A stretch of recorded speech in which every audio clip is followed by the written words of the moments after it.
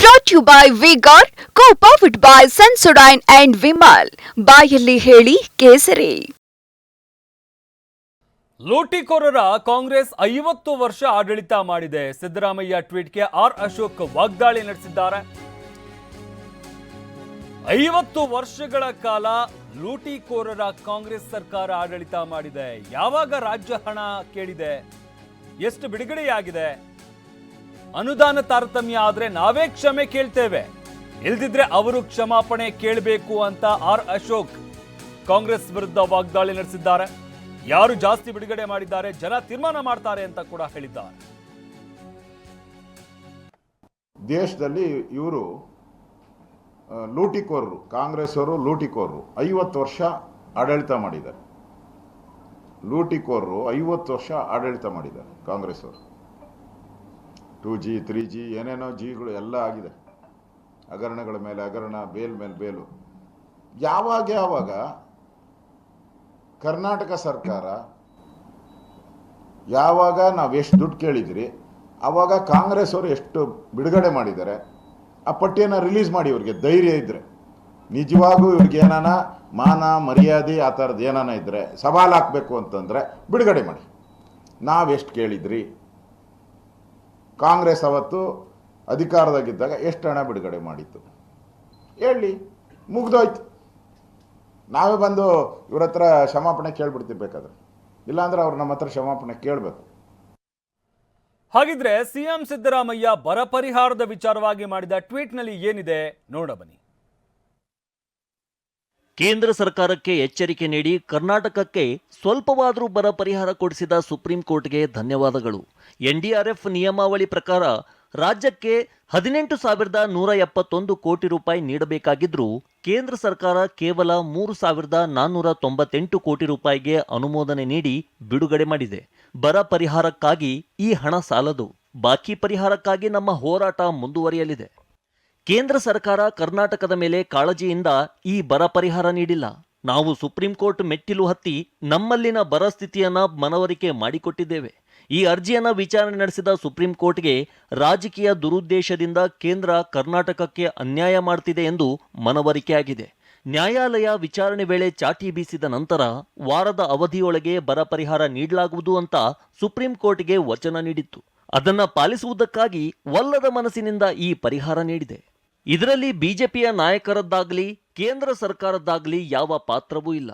ಇದು ಕೃಷಿ ಕ್ಷೇತ್ರ ಮತ್ತು ರಾಜ್ಯದ ರೈತರ ಮೇಲೆ ಸುಪ್ರೀಂ ಕೋರ್ಟ್ ಇಟ್ಟುಕೊಂಡಿರುವ ಕಾಳಜಿಯ ಫಲ.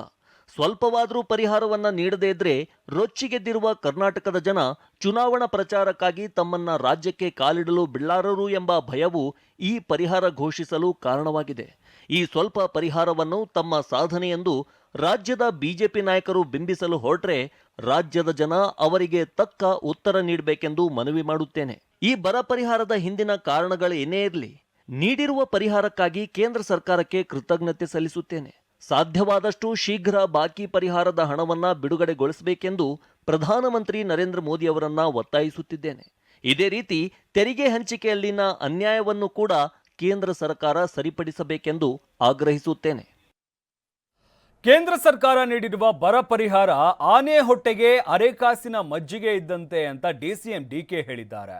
ನಾವು 18,000 ಕೋಟಿ ರೂಪಾಯಿ ಪರಿಹಾರ ಕೇಳಿದ್ವಿ, ಆದ್ರೆ 3,000 ಚಿಲ್ಲರೆ ಮಾತ್ರ ಕೊಟ್ಟಿದ್ದಾರೆ ಅಂತ ಡಿಕೆ ಹೇಳಿದ್ದಾರೆ. 18,000 ಕೇಳಿದ್ದು 3,000 ಚಿಲ್ಲರೆ ಕೊಟ್ಟಿದ್ದಾರೆ. ಇದೇನ ಮಜ್ಜಿಗೆ ಆನೆಗೆ ಅಂತ. ಸೊ ಅಟ್ಲೀಸ್ಟ್ ನಮ್ಮ ಹೋರಾಟಕ್ಕೆ ಒಂದು ಜಯ ಸಿಕ್ಕಿದೆ. ಆದರೆ ಅವರು ಕೊಡಬೇಕಾದ ಪಾಲು ಸರಿಯಾಗಿ ಕೊಟ್ಟಿಲ್ಲ. ಇದನ್ನು ಹೋರಾಟ ಮುಂದುವರಿಸ್ತೇವೆ. ಈಗೂ BJP ಅವರಿಗೆ ನಾನು ಕೇಳ್ಕೊಳ್ತೀನಿ, ಈ ಬರಗಾಲದಲ್ಲಿ ಏನು ನಿಮ್ಗೆ ರಾಜಕೀಯದ ಮಾಡೋದು ಬೇಡ, ಈ ರಾಜ್ಯಕ್ಕಾಗಿದ್ದ ಅನ್ಯಾಯನ ಸರಿಪಡಿಸಿ ಅಂತ ಹೇಳಿ ಎಲ್ಲ ಲೀಡರ್ಗಳಿಗೆ ಈ ನಮ್ಮ ಹಕ್ಕಿಗೋಸ್ಕರ ನಾವು ಹೋರಾಟ ಮಾಡ್ತಾ ಇದ್ದೀವಿ. ನ್ಯಾಯ ನಮ್ಗೆ ಸಿಗಲೇಬೇಕು. ಎಲ್ಲ BJP ನಾಯಕರುಗಳು ನಿಮಗೆ ಈ ರಾಜ್ಯದ ಅಭಿಮಾನ ಇತ್ತು ಅಂದರೆ ಒಕ್ಕೂರ್ಲಿಂದ ನಿಮ್ಮ ನಾಯಕರ ಮುಂದೆ ಇದನ್ನ ಪ್ರತಿಪಾದನೆ ಮಾಡಿ. ಬರ ಪರಿಹಾರ ಗೃಹ ಸಚಿವ ಅಮಿತ್ ಶಾ ನಿರ್ಧಾರ ಅಂತ ಮಾಜಿ ಸಿಎಂ HD ಕುಮಾರಸ್ವಾಮಿ ಹೇಳಿಕೆ ನೀಡಿದ್ದಾರೆ. ಎಷ್ಟು ಸಾಕಾಗಲ್ಲ ಅಂದಿದ್ದಾರೆ. ಕೇಳಿದಷ್ಟು ಕೊಡ್ತಾರ? ಹಾಗಾದ್ರೆ ರಾಜ್ಯ ಕೇಳಿದಷ್ಟು ಬರ ಪರಿಹಾರ ಕೊಡೋದಕ್ಕೆ ಸಾಧ್ಯ ಇಲ್ಲ. 15ನೇ ಹಣಕಾಸಿನ ಆಯೋಗದ ಬೇಡಿಕೆ ಅನುಸಾರ ಅದರ ಮೇಲೆ ಹಣವನ್ನ ಬಿಡುಗಡೆ ಮಾಡಬೇಕು ಅಂತ ಎಚ್.ಡಿ. ಕುಮಾರಸ್ವಾಮಿ ಹೇಳಿದ್ದಾರೆ. ಅವರು ಯಾವ ಸೆಕ್ಟರಿಂದ ಎಷ್ಟು ಕೊಟ್ಟಿದ್ದೀವಿ ಅನ್ನೋದನ್ನು ಹೇಳಿದ್ದಾರೆ. ಹೋಮ್ ಮಿನಿಸ್ಟ್ರಿಯಿಂದ ಅವರು ತೆಗೆದುಕೊಂಡಿರ್ತಕ್ಕಂಥ ನಿರ್ಧಾರ ಇದು. ಇಲ್ಲಿ ಸರ್ಕಾರಕ್ಕೆ ಇಷ್ಟು ಸಾಕಾಗಲ್ಲ ಅಂದರೆ ಇವರು ಕೇಳಿದಷ್ಟು ಕೊಡ್ತಾರಾ? ಕೇಳಿದಷ್ಟು ಕೊಡೋಕ್ಕೆ ಸಾಧ್ಯ ಇರತ್ತೆ. ಅಲ್ಲಿ 15ನೇ ಫೈನಾನ್ಸ್ ಕಮಿಷನ್ನಲ್ಲಿ ಯಾವ ರೀತಿ ರೆಕಮೆಂಡೇಶನ್ ಇರ್ತದೆ, ಅದ್ರಲ್ಲಿ ದುಡ್ಡೇನಿರುತ್ತೆ ಅದ್ರ ಮೇಲೆ ಮಾಡಬೇಕಲ್ವಾ. ಈಗ ಇವರು ರಾಜ್ಯ ಸರ್ಕಾರದಿಂದ SDRF ದುಡ್ಡಾಗಿದ್ರೆ ಎಷ್ಟು ಕೊಟ್ಟವ್ರೆ? ಜನಗಳಿಗೆ 2,000 ರೂಪಾಯಿ ಕೊಟ್ಟಿದ್ದೀವಿ ಅಂದಲ್ಲ, ಕೊಟ್ಟವ್ರೆ ಎಲ್ಲರಿಗೂ. Brought to you by V-Guard, co-powered by Sensodyne and Vimal.